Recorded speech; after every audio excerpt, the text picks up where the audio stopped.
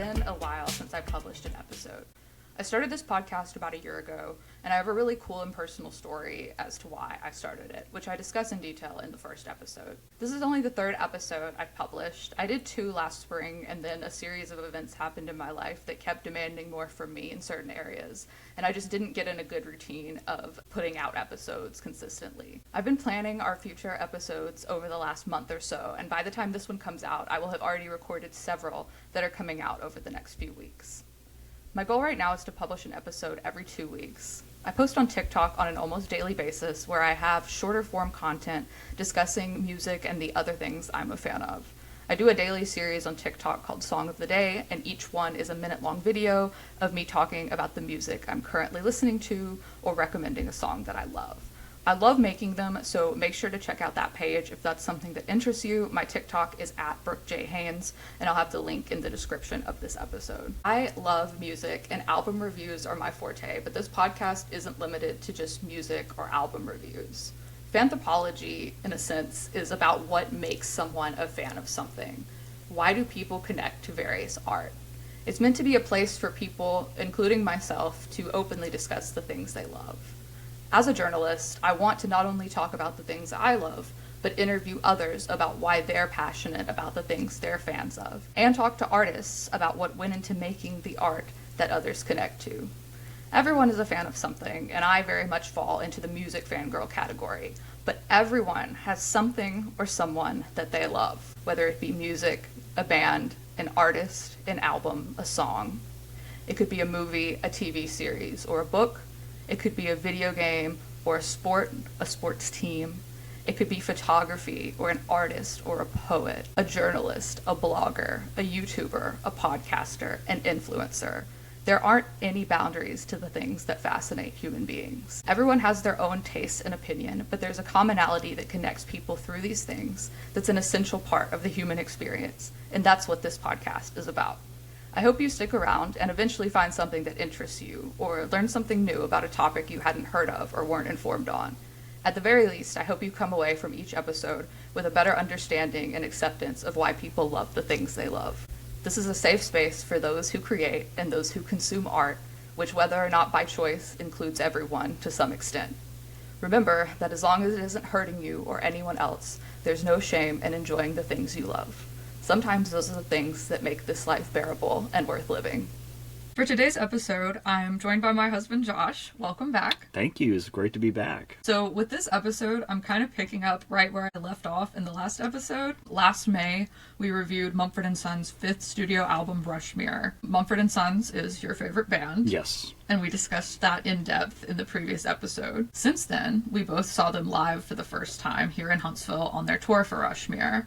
Yeah, it was a great show. In fact, I think I bought you the tickets for either your birthday or our anniversary. It was our anniversary. Yeah. They're only 3 days apart, so. It's kind of the same thing. Yeah, exactly. It was like when your life begun and when your life really begun. Exactly, yeah, right. Exactly. What was seeing them live like for you? Tell me a little bit about that experience. Yeah, it was definitely one of the coolest experiences I've ever gotten to do. It was an outdoor amphitheater. Cool summer evening. They had some great live shots that they were doing with the cameras around the amphitheater. Great musicians and great performers. They put on a great live show. We actually got to hear a preview of one of the songs off this album, which we'll talk about later, I'm sure. Then they apologized for not putting out music for the better part of a decade, and they promised they would not wait that long again, and they didn't. Yeah, so that actually kind of leads into what I was going to say next. I listened back to the episode we did last year, and in it you mentioned that the band said that the year ahead was going to be their most creative year yet. And I don't think we really knew what that meant at the time. When we saw them live, they seemed really excited about what was to come in the future, but I have to admit that I did not really know what to expect when I heard that they were going to release another album so quickly after Rushmere. Yeah, I didn't really know either, and I'm far from the Mumford Sons expert, but I was definitely intrigued, and I'm fairly concerned, putting out an album so quickly after, but then I saw who was going to be featured on it, and that kind of piqued my interest. So Rushmere came out on March 28th of 2025, and then Prizefighter came out on February 20th of 2026, which is less than a year apart, which is by far the shortest turnaround time that they've ever had between albums. So their first 4 records came out exactly 3 years apart in 2009, and then 2012, and then 2015. In 2018. And then they took a long hiatus before Rushmere, which kind of marked a new chapter for them, which is also something that we talked about pretty heavily in the last episode. Personally, for me, like when I found out that there was another album coming out so soon, I think that naturally gives the impression that these are like the leftovers or the songs that didn't make the cut for Rushmere. The other kind of preconceived notion that I had about it was that this was almost going to kind of be like a part 2 to Rushmere, almost like a Folklore and Evermore type thing. But I actually don't think that it's either of those things. It's its own project. And I'm not going to spoil all of my thoughts, but altogether, I do like this one more than Rushmere. It's been over a month or 2 months now since this came out, and I still don't know where I would put this in the Mumford Sons cinematic universe in terms of the album rankings, but I think that it's definitely one of their best albums. So, starting with the track list, the first song is Here with Chris Stapleton. My first reaction to this song, I said that Chris Stapleton's voice sounded so good on the song. I know I talked about it on TikTok as well. My exact quote was that it sounded like velvet on the song. And I said that I don't really listen to a lot of his other music, but I've always loved his voice. And you said something like, oh yeah, he sounds great. But then, a few days later, we were listening to the album on vinyl. Do we have to talk about this? Yes, I said this is the conversation we have to have first. All right, fine. You pick it up. We were listening to it on vinyl, and I said, hey, you know Chris Stapleton is the guy that wrote the song Tennessee Whiskey. And you said, no duh, basically. And I was like, you said you had never listened to Chris Stapleton before. And apparently I misheard you in that first instance. Right.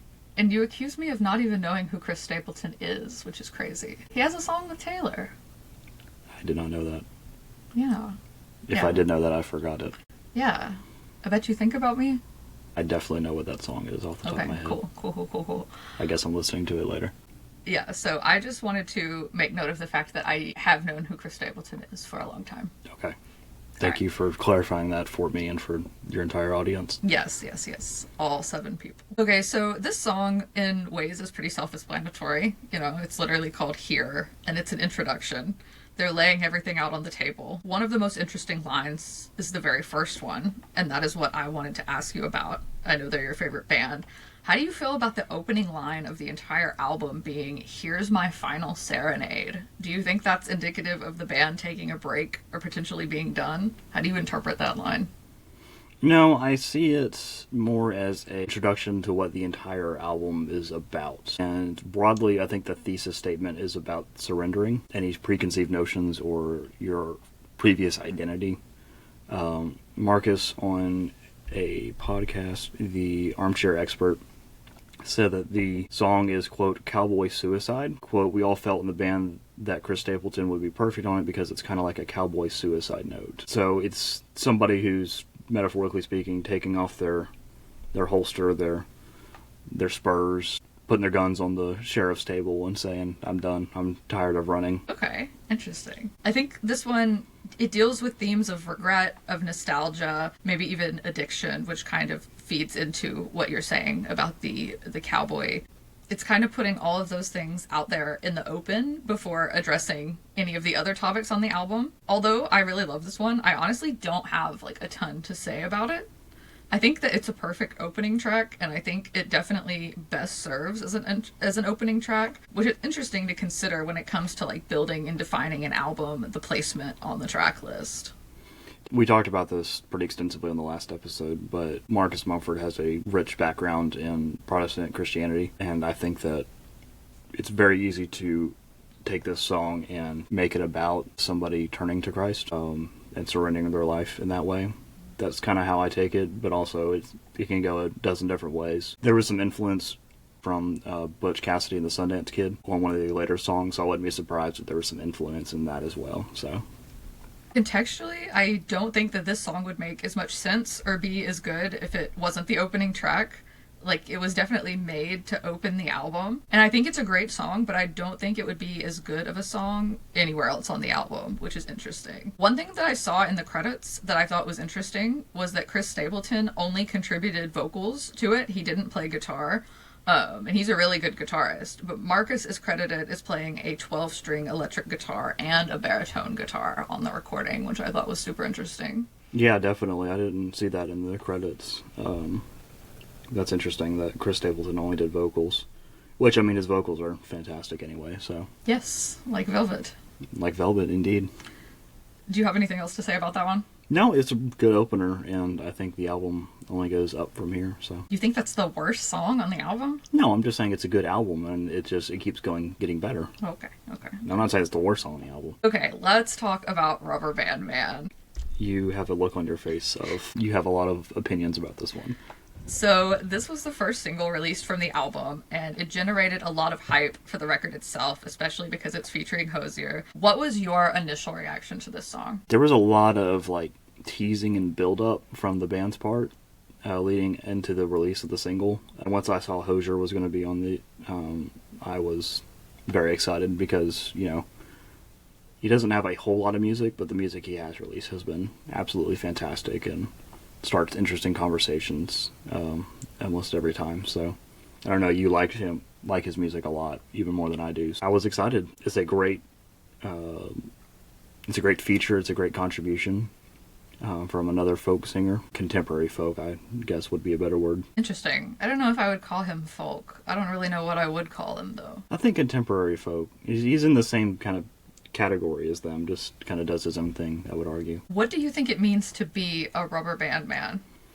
I think it means that you should be who you're meant to be and be who you want to be, but also don't be afraid to be flexible and bouncy. Don't be afraid to change your opinions. Don't be so rigid that you're going to snap. Be willing to learn new things and change your opinions as you go through life. Overall, I feel like this song is about a relationship, definitely, that's sort of run its course, or maybe is at a crossroads of sorts, perhaps a long-term relationship, and it feels like one or both people in the relationship are stuck in their ways to some extent. So I think be a rubber band man, make the water your bones is a poetic way of saying, kind of like you said, to be flexible and open to change, especially if the relationship is something that you want to hold on to. And Hozier sounds phenomenal on his verse and on the song in general. I really love that they collaborated for this one.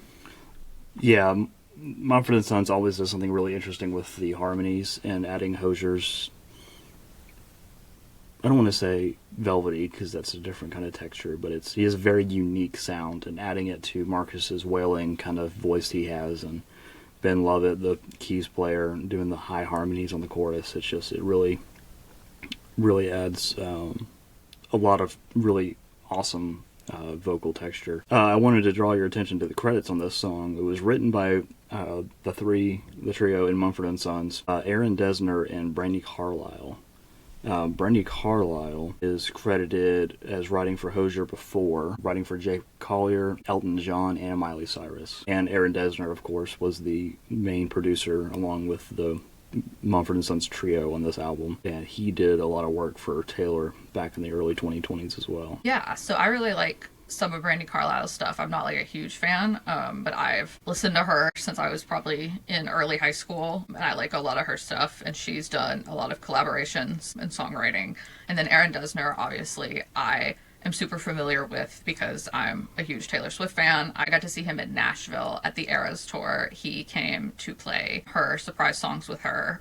They did Would've, Could've, Should've, and he has had a really heavy influence on her last few albums. And he's been working with a lot more artists recently. I know Noah Kahan's album that's coming out soon. He also co-wrote and produced a lot for that album, so I'm really excited. He has his own music. He founded and is in the National, and then he has Big Red Machine with Justin Vernon or Bon Iver. Lyrically, I think this song is fantastic. I really have loved since the beginning the line that recurs, the when I said forever, you said get back in the car. Nothing lasts forever, babe. You know it breaks my heart. Another one that really stands out to me is in the chorus, it's a long way from the crack to the break. You know that I remember everything, which I think is fantastic because I interpret that as meaning like there have been a lot of issues between the people here. And that line kind of emphasizes that relationships are seldom ruined by the first bad thing that happens. But when it continues to wear the people down, that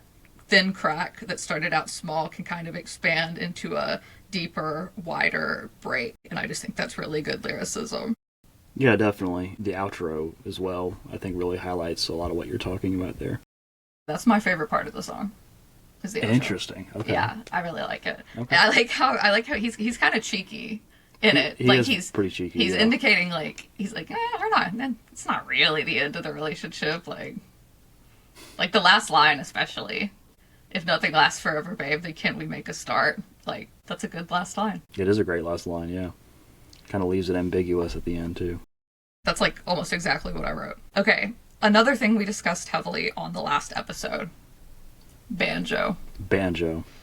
So, really, you got everything you asked for with this one, because if you listen to that other episode, we were like, more banjo. Yeah. More banjo. That's our thing that we've said. When Rushmere was coming out, you were like, new banjo on the way. When they pulled out the banjo, when we saw them live, we celebrated.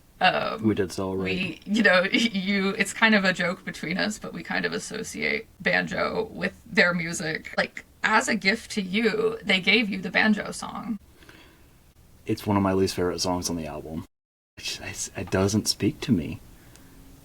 It's I don't know. It's Mumford Sons has always done a great job mixing their beautiful vocals and harmony with great instrumentation. This is their best album vocally, and I think it's one of their worst albums instrumentally. And this song could have done so much more, and instrumentally, it really fell flat on its face for me. But the banjo is great because it's not just banjo. It's great because it's got everything else going with it. They made this song as a gift for you. I'm sorry. Yeah. I hope they kept the receipt. See, I mentioned this a lot last time too, but I think that Marcus's voice, and they have beautiful instrumentation on so many of their songs, and I'm not saying that they shouldn't have that, but I really just think that his voice is best suited over simple instrumentals, because the simple instrumentals really let his voice be what it is and doesn't detract from that. And so I really think that he just sounds so sounds so good over just straightforward piano or guitar, which is something that I mentioned in the Rushmere review, or in this case, the banjo. But the lyrics on this song, how do you not how are you not this is fantastic? The lyrics are great. It's great lyricism, it's great vocals, it's just not my favorite instrumentally. And to your point, I give you the entirety of their second studio album, Babel. It is complex instrumentation with Marcus's vocals just absolutely nailing it, the entire album. Right. I still like the simple instrumentals. Babel is one of my favorites. I guess I'll go ahead and say it. I think Babel and this album are my two favorites. So. Not Delta. No. Really? No. Wow, okay. There are the songs that I really love off of Delta, but as a whole, no. Wow, okay. No, I'm a little hurt. The lyrics on this song, the first verse, on the dark side of the earth, where the creatures are out, I'm a man on the moon, and midnight round my neck and sunrise on my breath, I still wait for you. That is gorgeous. That just scratches my brain the right way. No, yeah, it's 100%, again, great lyric writing. The song was originally called Man on the Moon. I don't know if you knew that. And John Bellion convinced them to change it to be the banjo song. I feel like it follows the same theme of the first two songs, and kind of, if you're looking at it from a relationship point of view as well. I'm a mess myself, but I think I could be someone if you need someone. That lyric is the definition of love to me in those lines, and it's a callback to Here, but it sort of flips Here by asking the other person if they can do the thing that he already did in here when he says, can you lay down all the things that you've done? He says, don't turn your face around, you can come undone, meaning like it's safe to fall apart in front of him. And he is like, I've already put what I have out on the table, now I need you to do the same thing. And like, you don't have to be strong all the time, you don't have to hold yourself together all the time. Stop trying to push things down and not address them. Which I guess you could say kind of goes with the theme that you mentioned about surrendering. Yeah, I think overall the whole album is about surrendering. And I think this just kind of builds credibility to that. In verse 2, there's a line, in this rosy-fingered light, like a man on the moon, out of sight, out of mind. Rosy-fingered is used by Homer in the Iliad and the Odyssey to describe dawn frequently. It's an epithet that he uses quite frequently. So saying rosy-fingered light, referring to every time Homer talks about dawn in Odysseus' journey or something like that, it's always a new day, a new chance. Right, which I feel like connects to another song on the album, which we'll get to that. But I feel like that kind of connects to Stay a little bit as well. Interesting, okay. The cross-referencing. I love this song so much. I'm glad you love it. Yeah. So I accept the gift from them that you do not accept. I accept it. Just could have been more, I think. All right, let's talk about Run Together. Okay. Now, you are a big fan of this one, right? Yes. It has fallen down the more I listen to the album on repeat listens, but it's still a very good song. So I think thematically it picks up a lot of the threads of the songs so far, and it alludes to others on the record. You know, he says, "Can we start?" which is a callback to Rubber Band Man. And I think the entire second verse is, because it talks about change, that change that's kind of needed in Rubber Band Man. And he also says, change is never too late, like a tiger lies in wait. When it has me in its mouth, I know I'm about to break. And I think that line connects to another one later on in Shadow of a Man, which I'll elaborate more on later. Some of the lyrics in this one make me feel like this is about a relationship, but I feel like it's ambiguous enough that it really could be about the band or a familial relationship or friendship as well. I think overall it's about being happy with somebody in any circumstance, making the best of whatever situation you're in. I think it's probably about marriage, just some of the way that it talks about the other person. The chorus especially, I will love you now and ever, you're the start. When we run together. When we're apart, we fall apart. You know, marriages don't work if it's just one person, so we have to run together in a marriage, otherwise it just doesn't work. There's potentially a callback to Rushmere here as well. Did you catch this in the lyrics? What is it? In the bridge, there's the line, you know that I get lost in a crowd. And they have that line in Rushmere about getting lost in a fairground crowd and being found in there. So I don't know if you caught that or not. Instrumentally, what are your thoughts on it? It is very simple, and again, I don't love the instrumentals, but the vocals more than make up for it in this. The chorus is absolutely fantastic vocally, just really kind of stripped down chords on the one beat and just beautiful three-layer harmonies. I don't know if you'll know exactly which part I mean just from saying this, but the instrumental build-up between the chorus and the second verse I feel like is very reminiscent of their older music. Yeah, I'll go along with that, yeah. I hadn't really thought about that, but yeah, I think that's a fair assumption. We talked a lot in the last episode about religious references and metaphors, and I know you mentioned that at the beginning, seeing that as an overall theme. I don't feel like that is as prevalent on this album as it is on Rushmere, but I think this song could also go in that direction. I think the verse, the tiger lies in wait, and when it has me in its mouth, I know it's about to break. Also the line, so put on this new skin because this is where we begin as well. Like, I feel like this is probably one of the ones that most heavily has the religious cross ties to it. Potentially. I see less of the religious cross ties in this one and more of just a straight up relationship, earthly relationship. But I think we're about to get to some religious cross ties here in a second. So one of my other favorite people in the music industry, Phineas, has writing credits on this one as well, which I thought was interesting and surprising. Yeah, Phineas, he's well known for his collaboration with his sister Billie Eilish, but he also has a very prolific musical career himself as an independent artist and very, very unique songwriting and production style, which I don't hear his production in this at all. I hear maybe some I don't know. I can't really detect his fingerprints in this. I don't think he's credited as a producer. I think he's just credited as a songwriter. I think Aaron Dessner has the full production credit on it. Okay. Or it may be Mumford Sons and Aaron Dessner. Yeah. But even still, you know, he has a very distinct kind of songwriting style. I don't really see that in here very much. But also, I'm not as familiar with his work as you are, so. So my favorite project that he's done is his most recent project, which is The Favors, which is his band that he formed with Ash, who is a singer who I really like. Their album together that they put out last September, and I've been a huge fan of both of them for years now. But that album is more of a stripped back, acoustic, folky, soft rock kind of vibe, and like that's one of my favorite albums probably of all time. Honestly, it's my favorite album that came out in 2025, so I feel like this plays into more of that side of his work that he showed on that album and less on the more highly produced stuff that he does on some of his solo work and the stuff he does with Billy. Yeah, and I'm more familiar with the stuff he does with Billy more than anything, so you know, I'm not looking for those fingerprints as much. But yeah, it was a big surprise when I was looking through the credits on all of these songs. I was like, Phineas, that's really interesting. So, okay, so next one, let's talk about Conversations with My Son. Gangsters and Angels, yes. Yes.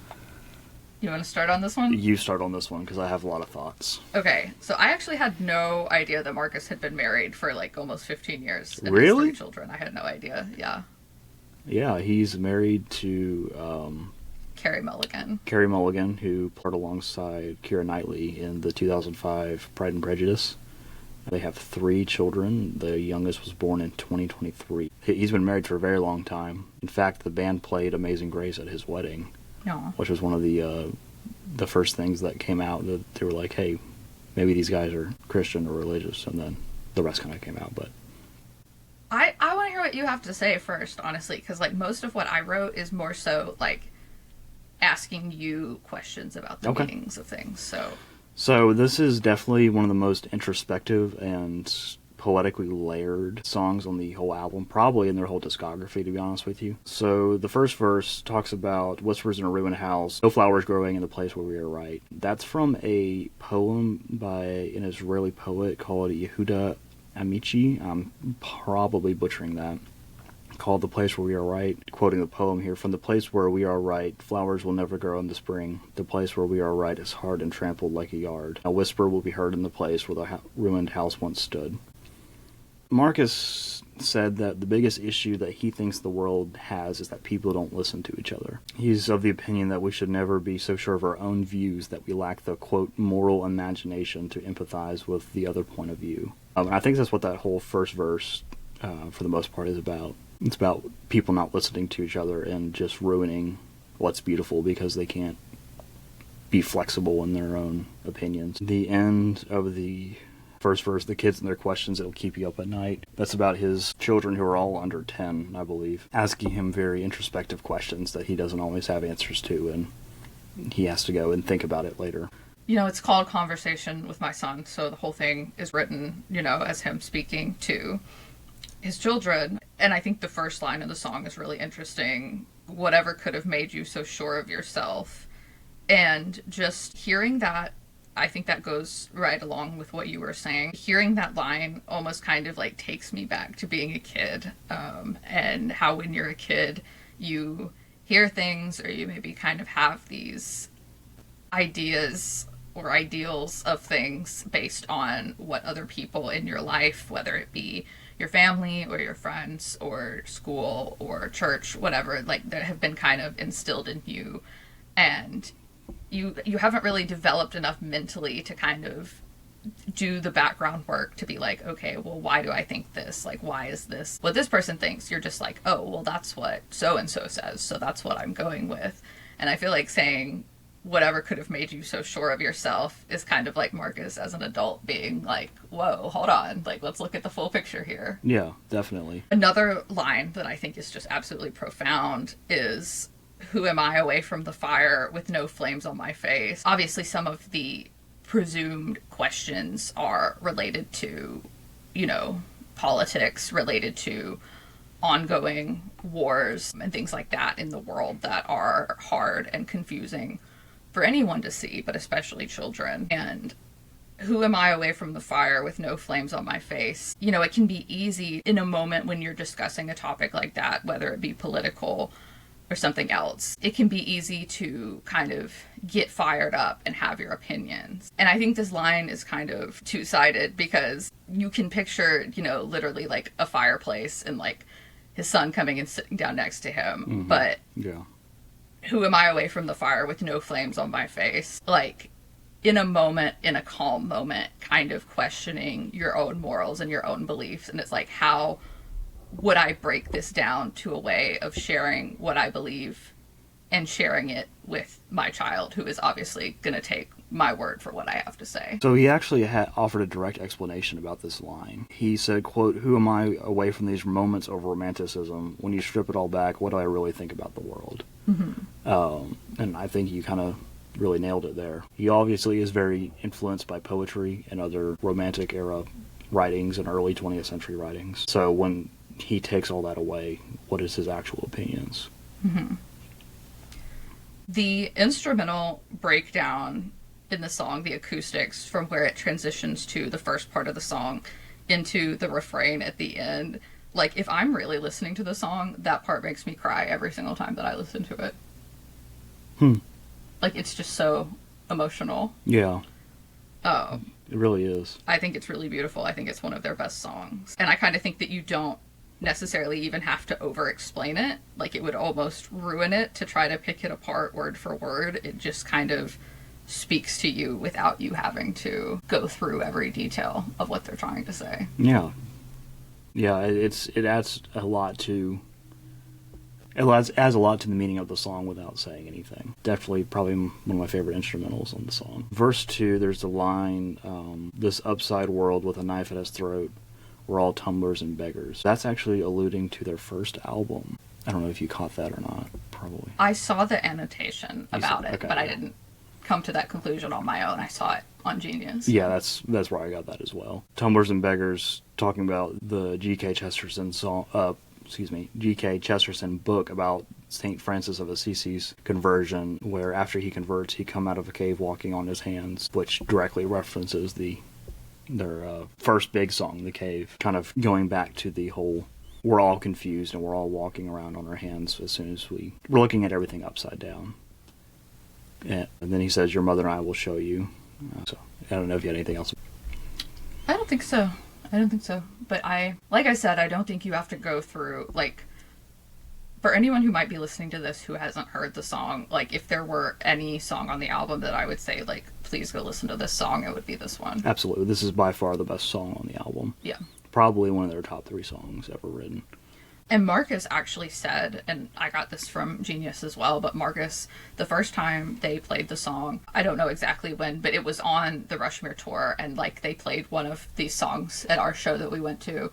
Most of the songs that are on this record, they played at some point on the Rushmere tour. And when they first played this one, Marcus actually said that this was his favorite song that they'd ever written. Yeah.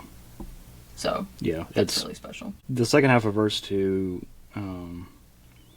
"Your mother and I will show you, gangsters and angels. Darling, come and see the cross of the machine. It's always the same choice. The best I ever met had nothing and gave it all away."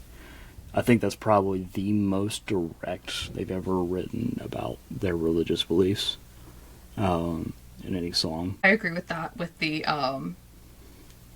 had nothing and gave it all away.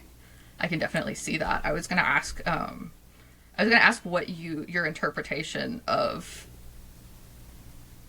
the term gangsters and angels, like, what do you make of the usage of those words? I take it as we all kind of have two sides to ourselves. We have the side that's the sinner and the quote-unquote gangster, and the ones that strive to be better and more, and that's the angelic side of ourselves. That's kind of how I take it. I know he has a strongly worded opinion about that line as well. The chorus kind of goes back again to that whole theme of people would rather die in their stubbornness than change. We'd rather be ruined than change and die in our dread, but love your crooked neighbor with your crooked heart. I think that's pretty much quoting Jesus there, saying you should love your neighbor as yourself. Despite us being sinners, we should always strive to love our neighbor. And the outro is probably one of my favorite pieces of writing they've ever done. The outro goes, reach across again, here's where heaven starts and where you begin, with my hand over your heart. Marcus said that his son was riding with him in the car on the way to or from school, and he was asking him all these questions about heaven, and Marcus really couldn't answer him because we don't really know what heaven is like, and he just kind of reached over and placed his hand on his son's chest and said, "Son, I think it starts right here with you and me." And I absolutely adore that. It's so emotionally poignant in the way that the production swells, the vocals. It's so well done. I love the outro. Absolutely, I do too. That like gave me chills and like almost made me get choked up just a little bit. Because those lines they're so emotion filled, obviously. You know, obviously it's the outro is about that story about his song, but he also said, quote, "I think human connection is antidotal to a lot of the trauma and suffering and the things we do to deal with those things, like addictive behaviors. And I think when we can see the humanity in the other person, that's heaven to me. That's how it starts."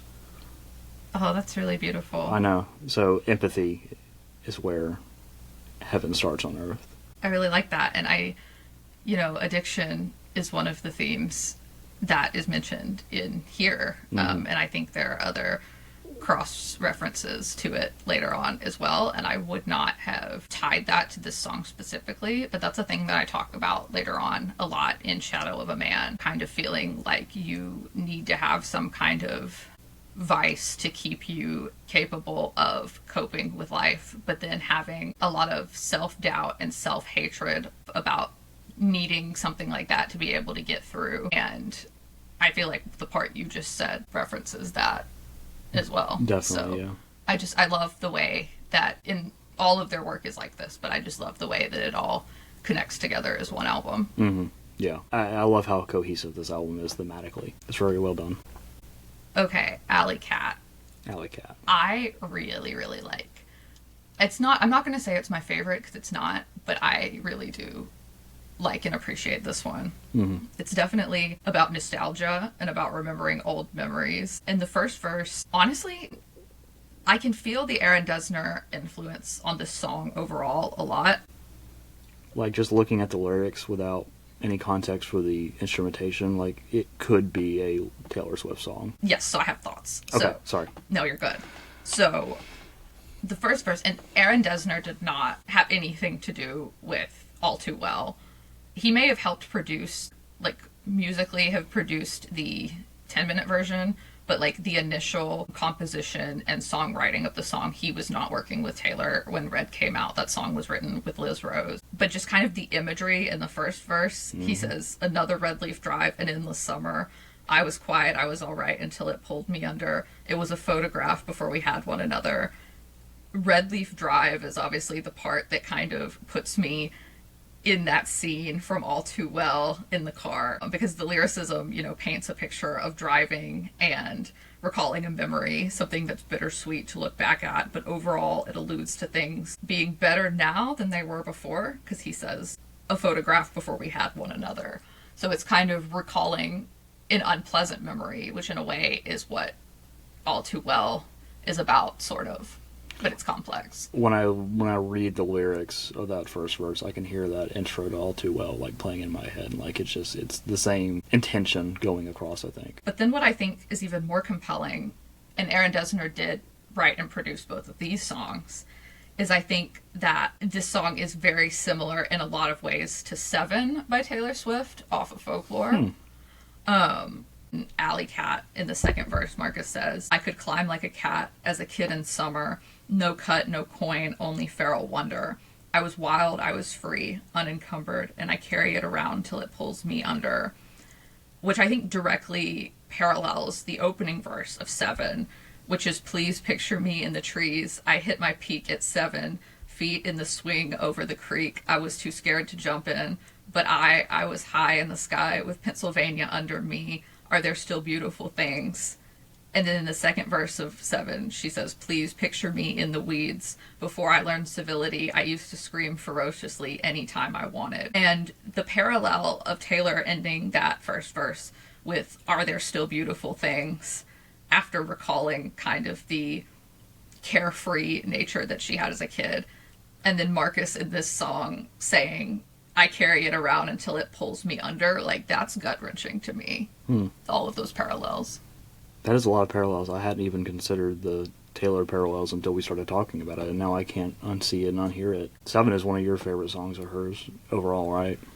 I don't know. I mean, Folklore is my favorite album. Yeah. And so I have very strong feelings about every song on that album. Seven is definitely a very emotional one for me. Her catalog is so vast that I don't know if I would say it's in my top favorites, but I do really connect with it in ways because of my childhood, and I just also think it's a really well done song.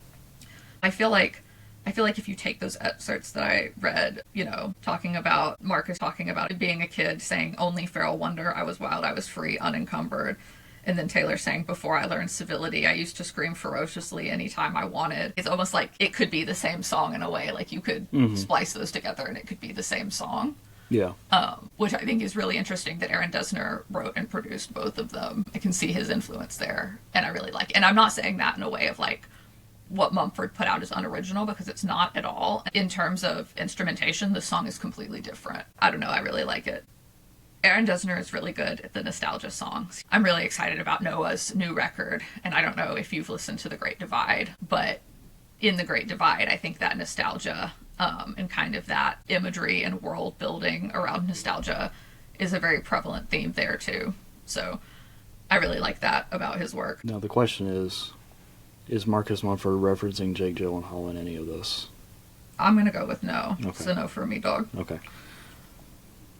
What do you make of the line, is this all there is? What do you mean, is this not enough for you? Originally, I thought it was somebody in a relationship who was kind of unhappy, saying, like, is there all this is? And their partner saying, what do you mean, is this not enough for you? Kind of thinking of Hamilton a bit. You know, the motif that Eliza and Alexander have about, isn't this enough? That's kind of where I took that, but I'm not so sure now that you've explained verse 1 and 2 to me. I see that interpretation of it too, and I think my initial interpretation was that it was about a relationship, but then I also can see, like, where Taylor says, are there still beautiful things? It's almost like the heartbreak of, like, becoming an adult, and, like, this is something that I've felt personally, like the heartbreak of becoming an adult, and realizing that, I don't know, like there are certain things about your childhood that you'll never get back. And I think that line could also be him talking to himself, meaning like, oh, I did it, I grew up, I became an adult, is this all there is? But then he looks around at what he has, his career, his band, his wife, his children, and he's asking himself, what do you mean, is this not enough for you? Yeah. So I think it could go that way as well. Definitely. There's lots of different ways to take this, I think. Just pointing out on the bridge, they reference Greek mythology again. Halcyon Days, it's reference to Alcyone, the woman in Greek mythology. When her husband dies, she throws herself off a cliff, but the gods transform her into a bird. And whenever she goes to lay her eggs, there's no more storm. So Halcyon Days is the period of peace and quiet and tranquility. Just kind of tying back into what you were talking about there. Okay, next track on the album is the title track, Prizefighter. What are your thoughts on this one? I think that is a parallel track to The Boxer by Simon and Garfunkel. Interesting, because Mumford has the cover of that song. They do. It is one of the best covers ever made. It's really good. I really like it. What makes you think that? Did they say that, or are you... No, that's just me thinking, though. Oh, I love a theory. I mean, you know, just kind of talking about the behind-the-scenes stuff. Marcus said that when Justin Vernon played him the backing for the song, he pictured a boxer wandering around the streets of Soho, you know, kind of alone and looking back on his glory days. Simon and Garfunkel had that song about the music industry and themselves being compared to a boxer. And so, just, I don't know, I think there's a lot of parallel imagery in this. I think The Boxer by Simon and Garfunkel is set in New York as well. So Yep. So I like that. I don't think I would have ever come up with that, but I really like that. Yeah. The imagery in this song that's like kind of painted in the lyrics really reminds me of Right Where You Left Me by Taylor Swift, which is another song that Aaron Dessner worked on. Do you know that one? Off the top of my head, no. I don't feel like any of her songs are niche, but like it's not one that you would automatically know. It's like one of the bonus tracks on Evermore. I think I've listened to Evermore the least out of all of her albums. That's so sad. You've listened to her debut album more than Evermore? Probably the same amount. Crazy. Once again, like, I think this one carries over some of the same themes from Alley Cat because I think it's very nostalgic. One of the lines that stood out to me was, "Ghosts cannot apologize for the hearts they broke. Is it my heart that's still broke?" So, you know, he is obviously here reminiscing on a relationship gone bad and feeling remorse about it. But then he's kind of asking himself, he's like, I'm thinking about what would happen if I could apologize to this person, but is he really the one who still feels like he needs closure? Like, is that person even still thinking about it? Yeah. So I thought that was a really good line. Interesting. We talked about in the last episode how Rushmere was named after a pub that they used to go to. And this song kind of paints the picture of being in a pub. So I had the thought about if that's kind of where this is taking place or not. I hadn't thought of it like that, but yeah. I will say for a titular song, it's pretty weak. Okay. Lyrically, again, it's fine. It's just, I don't know, there's not a whole lot going on to make me associate the album with this song. I'm going to say my same thing that I've been saying that I don't think you agree with, but I just think the chorus is so beautiful. Just the light instrumentals with his voice over them is so stunning. I think, no, the chorus is fine. It's just the rest of the song that I don't care for. I know, but I don't think you agree with me about the simple instrumentals backing his voice. In this case, I think it works. Okay. In other cases, I don't think it works. What do you think of the line, "Cut the thread on our two lives, where would we be if I had lied?" I thought that one was interesting too. I was honestly waiting for you to break that one down because I have no idea. I don't have one. I can speculate. I don't know. Please speculate. I mean, just off the top of my head, it seems like, we're reminiscing on this relationship. Something went down. I don't want to say cheating, but, something went down in which I guess the narrator was honest about a mistake they had made, and then that's what ended up leading to the end of the relationship. That's the first impression I get, but yeah. I feel like there's a deeper meaning than that. Interesting. I have to give that some more thought. Okay, Begin Again. Once again, I think this song definitely highlights some of the themes we've been working with so far, the themes of forgiving and starting over. I feel like it's kind of harsh to say that those points are wearing thin at this point, but nothing makes this song stand out too much for me. I feel like we're kind of hitting the same points again. The only thing I have for this song in my notes is shrug. Shrug. Like just shrug. Okay. Nothing remarkable about it. Nothing stands out about this track. See, I think this is one of their favorites on the album, though. I can't remember if I heard Marcus say that specifically, but, I think this is, one of their favorites. One of the vinyl variants was named the Begin Again white variant. That's really interesting. Yeah. I don't know. Just lyrically, I think it's very similar to some of the others. I think that there is a little bit more religious imagery in this one as well. He says, "We're made of the same dust. Can you see a way out?" Kind of saying, he feels so connected to this person that he literally cannot. He's like, our lives are so intertwined with each other that we don't have another choice but to begin again. Looking at the lyrics again, end of the chorus, "Don't carry your father's sins more than you can take," stands out to me. Yeah, I actually had that written down. I was going to ask you what you thought about that one. I think that it highlights people's tendencies to carry on their parents' legacies and not make their own legacies. Which is interesting because if you look at Marcus Mumford's background, which, not trying to be parasocial here, but we told the entire story about how we met his parents in the last episode. It was a little parasocial. I haven't even said what I was going to say yet. I mean, I thought you were talking about the thing with us meeting his parents. It's a little parasocial. What I was going to say was that, we kind of know more about it, at least on that end. I mean, I had no idea about his wife and kids. But at least when it comes to his parents, his parents are involved in ministry, which is not something that he is directly involved in his career. His legacy will be as a musician. But I think comparing a parental legacy to saying don't carry your father's sins more than you can take is interesting, because that's kind of like the opposite, considering his parents are in ministry.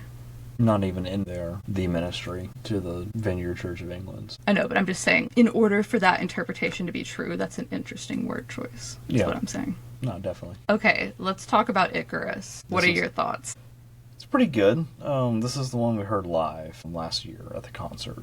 So I give it a solid 7.5 out of 10. So I see Icarus as kind of like the true midpoint in the album. It comes a little bit later than like the true midpoint, but I think this is when we like really kind of dive deeper into other topics besides kind of what we were working with thematically in the first half. But I think that the flow and the pacing of the album stays on track. This is one of my favorite songs on the record, and as you mentioned, they did play it when we saw them live, and obviously it didn't have Gigi Perez on it at the time. I think her voice is so unique. Yes. Do you feel like it adds to the song? Definitely. This album is full of good features, and she definitely adds to it. Okay, so I have a theory for this one. You have a theory. Okay, let's... A game theory, perhaps? I think this song is about Caroline. Whoa. Yeah. Yeah. So Caroline is one of the singles from Rushmere, and it's about this character who kind of commands attention but isn't genuine in their intentions. And I think the person, the girl presumably being described in this song, is metaphorically the same girl. I know that they're kind of representing different things, but the opening lines kind of remind me of one another. The opening line of Icarus is, "See through the smoke, just a card in play that she wrote my name on." And then the opening line of Caroline is, "We've been here before. I saw your name on a card when I came through the door." It just makes sense to me. I see what you're cooking with that. I'm cooking. Let her cook. I'm so, like, in deep in the Mumford Sons lyrical universe. Like, can we get a confirmation? Is it canon that this is about Caroline? Let me know. From what I read, it's about hubris, which is why it's named Icarus. So I copied the summary that they have of that from Genius. I did not write this. Mm-hmm. It says, in the original story, Icarus and his father Daedalus are trapped, so Daedalus builds wings out of feathers and wax so they can escape. Before they take off, he gives Icarus one simple warning: don't fly too high or the sun will melt the wax, and don't fly too low or the sea will drag you down. But once Icarus is in the air, he feels unstoppable. The sky is huge, the sun is warm, and he wants more of it. He flies higher than he should, and the wax melts, so he falls. So, yes, I think the song is referring to that. I mean, Mumford & Sons are the kings of incorporating literary and mythological references into their music. But as far as breaking it down as, like, why are we using that story as an analogy? I think it makes sense. I see what you're saying, but I don't know if I see the connection. It's canon. It's canon. It's Mumford & Sons canon, yeah. I need Marcus to confirm. Okay, well, I mean, I'll get right on that. Okay. I mean, it is very frequent that you have a theory, and I'm like, I don't know if I believe this, and then 6 months later, I'm more on board with it than you ever were, so. Right. We'll check back in. Yeah. Before we talk about Stay, let me just give like a quick little like content/trigger warning that this song, and therefore the discussion of this song, definitely references suicide and self-harm. So if there's anyone listening who is uncomfortable listening to that, feel free to skip this section of the podcast and join us when we get to the next song. So as I stated, this song, I believe, is written about a friend or a loved one who is experiencing suicidal thoughts. And Marcus, in this case, is the friend trying to encourage them to find something to be hopeful about. And this is a situation that I've been on both ends of at different points in my life, and I think this song is very genuine. I think the lyrics are very poetic in a way that I think is really beautiful. And there are a few callbacks to prior songs in it, such as the line, "You and me, we run together, even when we run and hide." So I think there are several callbacks to other songs on the album while still kind of taking on a new concept. But also, you mentioned the cowboy suicide reference, which I know does not mean actually committing suicide by definition, but you mentioned that with Here. So I think that's an interesting shift thematically. The thing about cowboy suicide is I think it can have two meanings. Because there's the cowboy who is just tired of running and just hangs up his spurs and takes off his gun belt and turns himself in. And then there is the blaze of glory, no way out, but we're going to go down swinging anyway because we're defiant to the end. And I think that this album has both on there. I know people will share posts on social media that say things like, even if you don't know me, even if you think I don't like you, even if we haven't talked in years, I'd rather talk to you now than attend your funeral. Like, always reach out to someone if you're experiencing suicidal thoughts. And I think that this song shares the same sentiment, that even if you aren't close to someone, or maybe as close as you once were to them, that you're still there for them when they have these low moments. I like that it acknowledges the illogical thought process that someone has when they feel this way, but it addresses that the person feeling that way can't help it. And although it may not always make sense to someone who's in a like calm, sensible frame of mind, it's realer than ever to the person experiencing that in the moment. My favorite line in the song is, "I know it takes all you have to escape the night, but the sun, it still rises for you." Very poignant line. And ultimately asking the question at the end, will you stay, reflects the fact that in this situation, the terrifying and surreal part is that it ultimately is still the decision of the other person, even if they're having those irrational thoughts. And asking that question at the end acknowledges that it's someone on the other side of the phone or on the other side of the conversation. There's so much you can do, which is a very tender and vulnerable place to speak from. Call Your Mom by Noah Kahan addresses being in that same place, and it does that extremely well. And then, of course, The Cave is one of Mumford & Sons' most popular songs, and it alludes to themes of suicidal thoughts as well, when they say, "I will hold on hope, and I won't let you choke on the noose around your neck." I know some people don't interpret that song that way, but I think that it challenges some of those themes and kind of speaks from that vulnerable place. I am one of those people that does not interpret that song that way, but we've been around this conversation a few times before, so I'll leave it there. But yeah, it's definitely it's a hard listen, not in the fact that it's bad or anything. It's just, its lyrics can strike close to home sometimes. I think when you're like really reading through the listen, but I also think if you just have the album on, it doesn't necessarily drag it down. No, it doesn't. It does a good job of striking that balance, I think. Okay.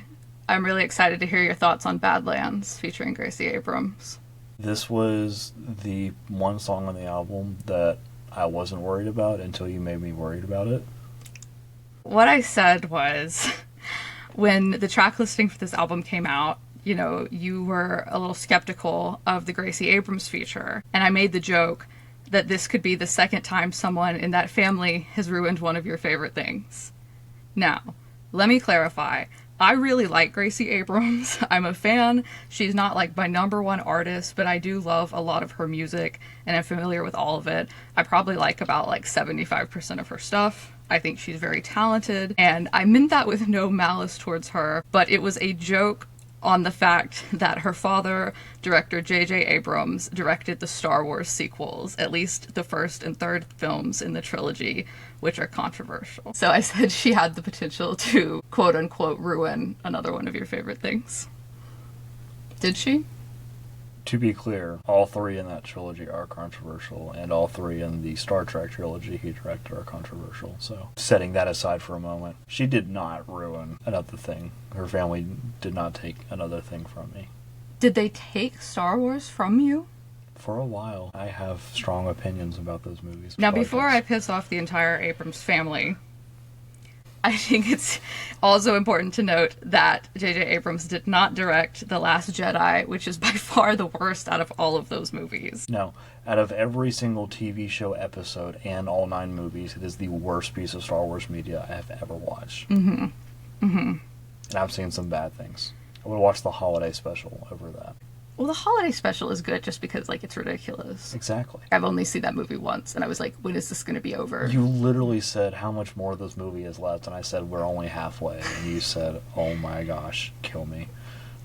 I think The Force Awakens is solid, and then I think he had to clean up a mess with The Rise of Skywalker. So just in defense of J.J. Abrams. But don't worry, somehow Palpatine returned. Somehow Palpatine through returned. The MacGuffin of the in-between the movies. He has been MacGuffined back to life. Don't worry, nothing else we did mattered. We have to make a whole TV show about making it possible, so.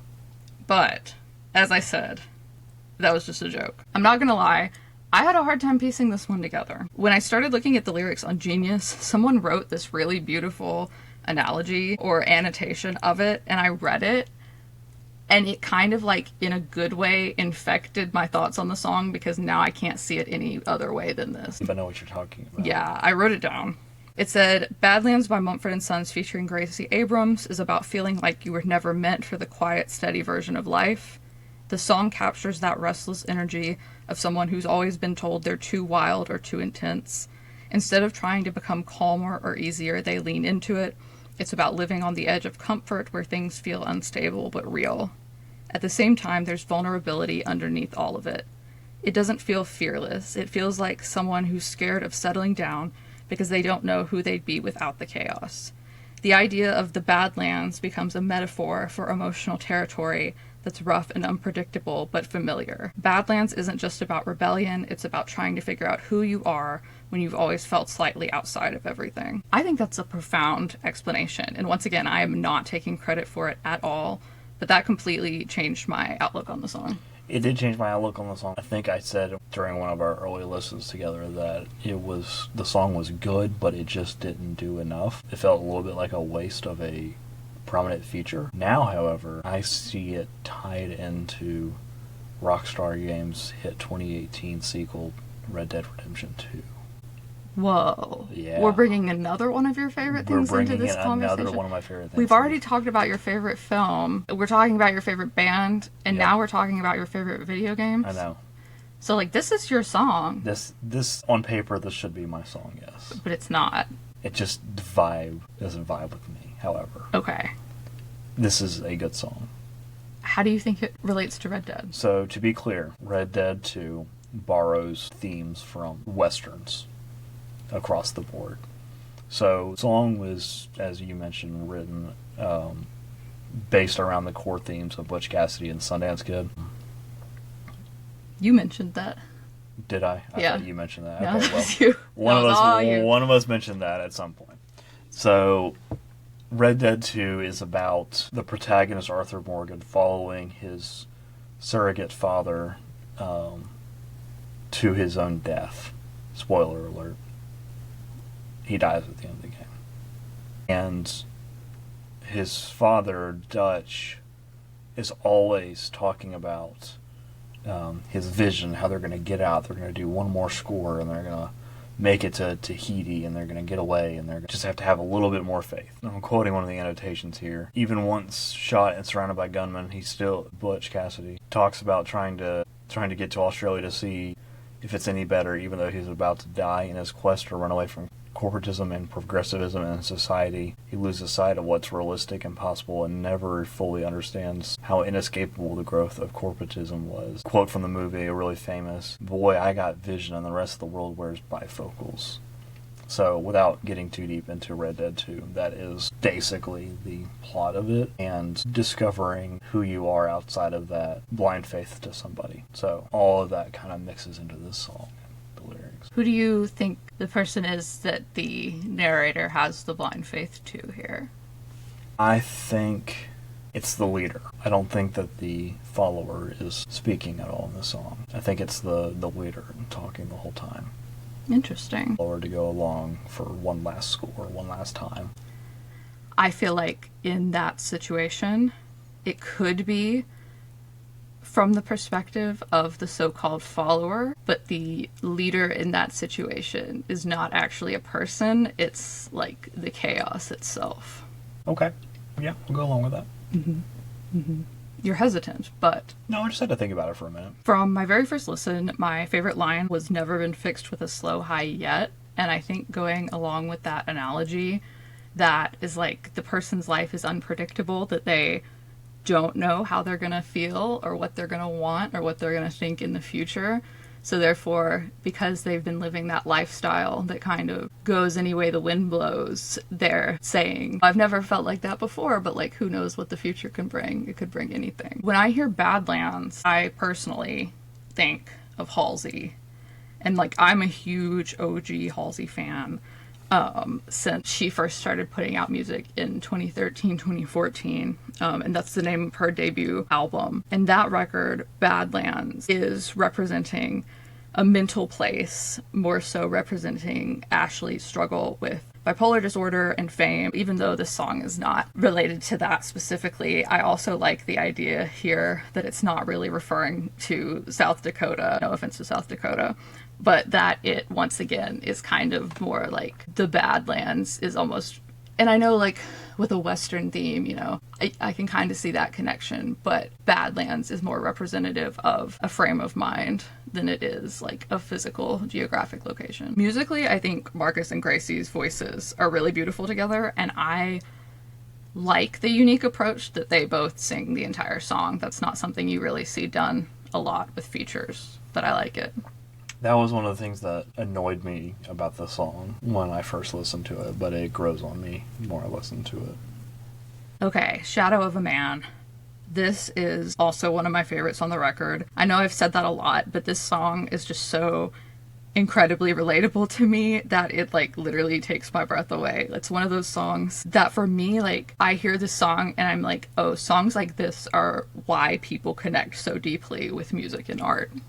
Yeah, it's a widely relatable song, I think. So looking at the first verse, and I mentioned at the beginning when we were talking about Here, that it sort of alluded to themes throughout the rest of the album, one of them being addiction. And while I don't think this song is just about addiction, I think it sort of walks that line and incorporates it as part of a bigger message about self-doubt and anxiety and burnout. In the first verse, he says, pour yourself a drink, that's when I tend to slide, always looking for another way out, never just at ease. And he's saying, or I think it can be interpreted as he's saying that he struggles with drinking because it puts him in a weak or perhaps vulnerable place, but he's always looking for something that gives him the feeling of escapism, something to sort of numb that anxiety and pain, another fix of some kind.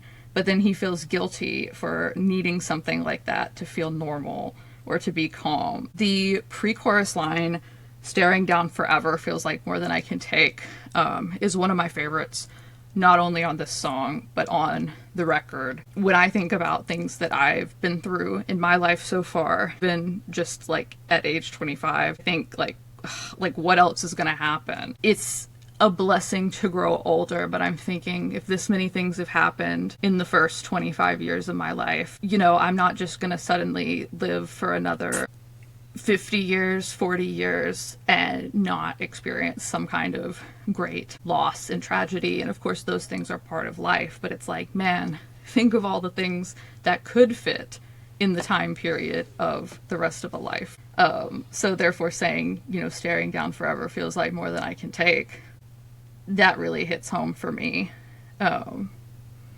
Especially like over the last year or so, I've had a really hard time and I feel like I'm always giving everything like 150% of myself.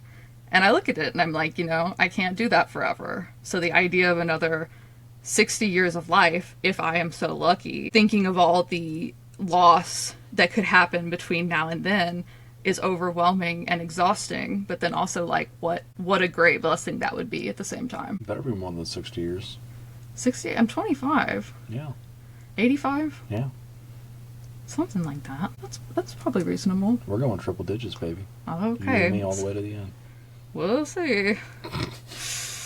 Do you have any thoughts on... Comparatively, I think it's a pretty straightforward song.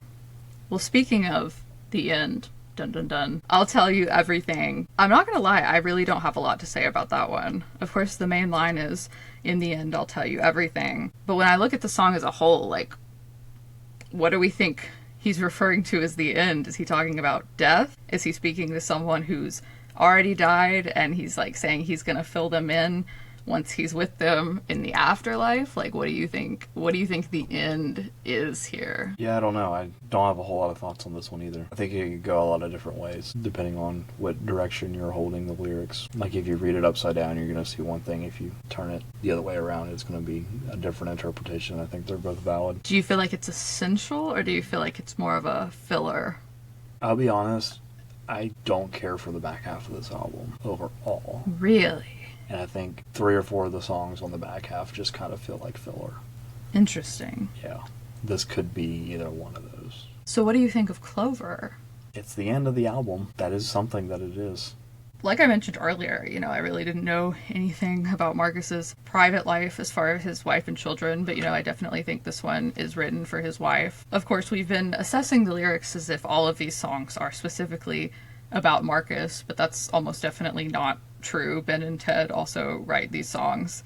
And I know Aaron Dessner tends to use his life, obviously, as inspiration for songs, as songwriters do. For instance, the song Robin on the Tortured Poets Department anthology is speculated to be about Aaron Dessner's son named Robin. Overall, though, I really like this song, but it's another one that I don't have a lot to say about, but I'm super fond of it. It's a simple love song, but it's a good finish to the album. The cat lady that I am, I like the line, "You're a farm cat, you're a slinker, rub your back against my window pane." One person commented on Genius that this kind of parallels the alley cat representation, kind of in a city mouse, country mouse way, like a alley cat, farm cat way. But I think it's very sweet and very poetic, and it includes some more literary and mythological references in true Mumford & Sons style. And I think it's a good closer. Yeah, I think so too. Overall, what are your thoughts on the album to wrap up? This is the Mr. Morale and the Big Steppers of Mumford & Sons discography. What do you mean by that? Has some good songs, has a lot of songs that I would listen to daily, and gets deeper into personal conflict than I think they do in any other album. In the last episode, you said that Rushmere was their least cryptic album. Where does this album fall on that scale of crypticism? Is crypticism a real word? It is now. Okay. I think it is toward some of their more cryptic plain text albums. Does that make sense? I get what you mean, yes. Because their earlier stuff is so soaked in metaphor and synonyms and layers of poetry that it's kind of hard to discern the writer's feelings or emotions in a way that some of these other albums like Delta and Prizefighter do. So would you put those two in the same category? I would put Rushmere, Delta, and Prizefighter in the same category lyrically. Another thing you said in the last episode was that Rushmere was short, which I believe it was only 11 or 12 songs. This album is longer, with 14 songs. Do you think that added something to it? Do you think that was necessary? No, I think that, like I said, the back half of the album was really felt kind of fillery to me, so I think you could have cut 2 of the songs and been fine. Even though I really like the back half of the album, I think I could agree with that it didn't need to be longer for length's sake. But overall, I do really like the back half. And as I said at the beginning, this may be my favorite album they've ever released. It's either this or it's a tie with Babel. But as far as personally connecting to it, I think this might be my favorite. And that has a lot to do with the features. And I'm skeptical to say that, but it has to do with the fact that I already really enjoy Mumford & Sons and their style of music, and then this incorporates the other styles of music that I like, from the kind of more folky country Chris Stapleton vibe to Gracie Abrams, is a pop star, and Gigi Perez. I don't listen to her a lot. I need to listen to her more because she's opening for Noah when I see him this summer. But she's kind of an alternative singer-songwriter, folky. So I think when you mix all of that together, it kind of creates a perfect storm of something that I just aligns really well with my taste. I'm glad you like it. I've been doing some thinking over the course of this episode. You asked me where I would rank it in their discography. Wait, is this the big reveal? This is the big reveal. Whoa, okay. I think my official Mumford & Sons discography, number 1, Babel. Number 2, Delta. 3, Sigh No More. 4, Rushmere. 5, Prizefighter. 6, Wilder Mind.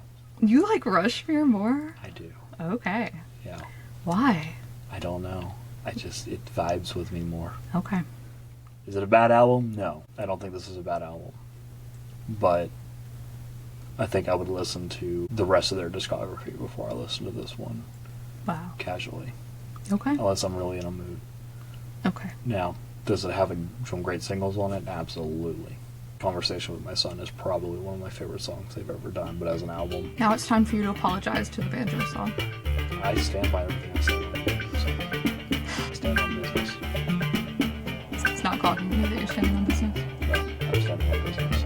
My feet are crossed right now. Anything else? No, that's it. Thank you for having me. Yeah. Anytime. Thank you for listening to Fanthropology. If this episode wasn't your style, don't worry. There will be more episodes coming soon covering a variety of topics. As always, this podcast is dedicated in loving memory of Jeff Rosado. Each episode is written, posted, produced, and edited by me, Brooke Haynes. All opinions shared in this podcast are my own or the opinions of my guests on the podcast, unless otherwise cited. No artificial intelligence is ever used to generate scripts or written content for the show. Fanthropology is edited using Riverside, which uses an AI-powered tool to reduce background noise and equalize audio levels, but never to change or generate the content itself. Make sure you're following or subscribe to Fanthropology on your favorite podcast player.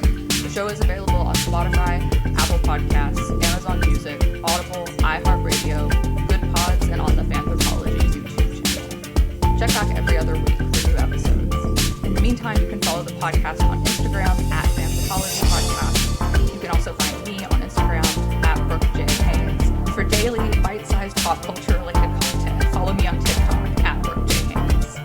If you have a topic suggestion, question, or comment, feel free to email me